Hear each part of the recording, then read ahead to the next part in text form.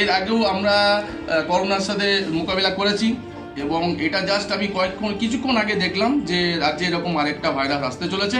তো আমি বাংলার মানুষদেরকে বলবো কিংবা জনসাধারণকে বলবো যে করোনা যেরকমভাবে আমরা মোকাবিলা করেছি, এইটাও একটু সচেতনার সাথে মোকাবিলা করলে আরও বেটার হয়। আর যেমন করোনার সময় কিছু বিধিনিষেধ ছিল এরকম আপাতত থাকবে। এর সিমটম কিংবা উপসর্গ এখনো পর্যন্ত আমরা পাইনি, কিংবা এখনো পর্যন্ত আমাদের কাছে সেরকম কোনো পেশেন্ট আসেনি। ঠিক আছে, এলে আমরা অবশ্যই সচেতন করবো। স্বাস্থ্য দপ্তর কতটা তৎপর থাকতে পারে? অবশ্যই স্বাস্থ্য দপ্তর যেমন করোনার সময় তৎপর ছিল, এই সময় থাকবে। স্বাস্থ্য দপ্তর প্রতিটা বিপর্যয় অসুবিধাকালীন আমরা তৎকালীন সঙ্গে সঙ্গে মোকাবিলা করেছি এবং জনসচেতন আরও বাড়িয়ে তুলেছি।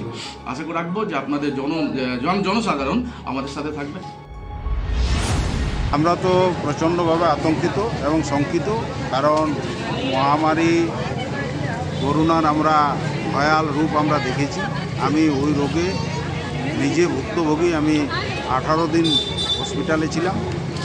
কাজেই রাজ্য সরকার এবং সমস্ত স্বাস্থ্য বিভাগ যাতে আগাম সতর্কতামূলক প্রচার করেন, ব্যবস্থা নেন, আমরা সমস্ত সাধারণ নাগরিকের কাছে অনুরোধ করব তারা যেন দূরত্ব বজায় রেখে মাস্ক পরে ভিড় এড়িয়ে চলেন।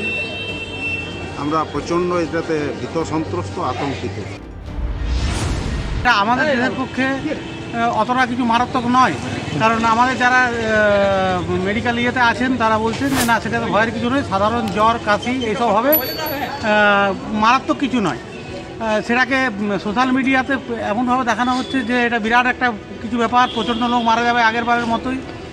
আচ্ছা, একটা কথা তবে অবশ্যই আমার বলার আছে, সেটা হচ্ছে সতর্কতা অবশ্যই অবলম্বন করবেন আপনারা। মাস্ক পরাটা অবশ্যই আবার জরুরি, আমাদের এমনিতেও জরুরি ওটা।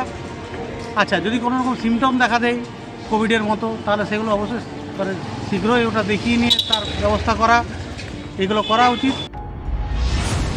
রাজ্যের মানুষ আতঙ্ক বলতে আমরা শুনেছিলাম করোনা ভাইরাস চীনেই প্রথম উৎপত্তি হয়েছিল, তারপরে আমাদের রাজ্যে আসে। তো মানুষকে কিছু রোগ আসার আগে আমরা তো তখন লকডাউন হয়েছিল অনেক কিছু করোনা ভাইরাসের ফলে, তো সেটাই মানুষ খুবই আতঙ্কিত হয়ে পড়েছিল, অনেক মানুষ মারাও গেছে। কিন্তু এই ভাইরাস আসার আগে মানুষ যাতে সতর্ক থাকে, সব কিছু স্বাস্থ্য নিয়ম বিধি মেনে, ঠিক আছে, মুখে মাস্ক নিশ্চয়ই ব্যবহার করা উচিত। আমরা সকলেই দেখেছি চীনে যেভাবে এই ভাইরাসে অনেকে আক্রান্ত হয়েছে, টিভিতে এবং খবরে এবং ফেসবুকে আমরা দেখতে পেয়েছি। আমাদের দেশ জনবহুল দেশ, আমরাও সতর্ক থাকলে আমাদের দেশের মানুষ সবাই সুস্থ থাকতে পারবে এবং আমরাও সতর্ক থাকার চেষ্টা করব। এই রোগ যদি কারোর মধ্যে না ছড়ায়, আমাদের দেশেরও উচিত এবং রাজ্যেরও উচিত এটা নিয়ে এখন একটু বার্তা দেওয়ার। আমরা সরকার চালু করলে আমরাও বার্তা শুরু করব, বিভিন্ন মাধ্যমে প্রচার চালু হবে, হ্যান্ডবিল বা মাইকিং এর মাধ্যমে চলবে।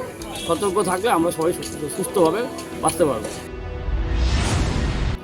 এদেশে আমাদের এর আগে করোনা সম্বন্ধে সবার একটা আইডিয়া আছে যে কী অবস্থা হতে পারে। তো আমাদের সেই করোনা কাটিয়ে সব এখন একটা জায়গায় আসছে। বিশেষ করে ছোট ছোট যারা দোকানদার ছিল বা ব্যবসাদার, তাদের খুব করুণ অবস্থা হয়ে গেছে। তো এটা তো আমার আতঙ্কের ব্যাপারই খুব। করোনাটা দেখছি, আমরা করোনার সময় যা দেখছি, আপনার ওখানেও বলে একটা ভাইরাস বেরিয়ে যা অবস্থা হচ্ছে, চারিদিকে লকডাউন হয়ে গেল, একবার না 2-3 বার করে লকডাউন হয়েছে। তো তাতে তো এমনিতে ভারতবর্ষের অবস্থা এমনিতেই খারাপ, তারপর পশ্চিমবঙ্গের অবস্থা তো এমনিতেই খারাপ, তার মধ্যে এগুলো হলে তো আবার যদি ওরকম হয়, আবার সেটা থেকে আরও বিশাল করে একটা মহামারী বা একটা অর্থনৈতিক অবস্থা তৈরি করছে। আতঙ্ক তো বোধ করছি। আগেরবার করোনা ভাইরাসে 2 বছর যেভাবে ক্ষতি হলো, লকডাউন হলো, তাতে অনেক টোটাল পৃথিবীতে যেভাবে ক্ষতিপূরণ হয়ে গেল, সেই ক্ষতিপূরণের আমাদের মনে ভাবনা হচ্ছে আবার যদি এরকম করে, যদি ছড়িয়ে পড়ে সারা বিশ্বে, তাহলে আবার একই রকম ভাইরাস আক্রান্ত হয়ে যাবে। ভয় লাগছে সবারই, আমাদের সবার ভয় লাগছে।